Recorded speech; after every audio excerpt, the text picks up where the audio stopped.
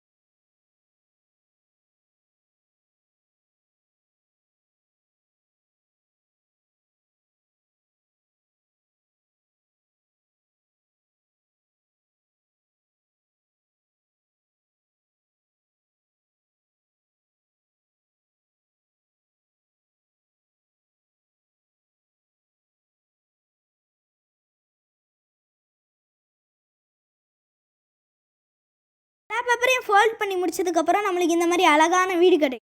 Paint பண்ணால் இன்னும் நல்லாயிருக்கும். குட்டி குட்டியாக கிளிட்டர் பேப்பரில் நாங்கள் அந்த மாதிரி ஹார்ட்டை கட் பண்ணி டெக்கரேட் பண்ணிக்கிட்டோம். லைக் பண்ணுங்கள், கமெண்ட் பண்ணுங்கள், மறக்காமல் சப்ஸ்கிரைப் பண்ணிடுங்க.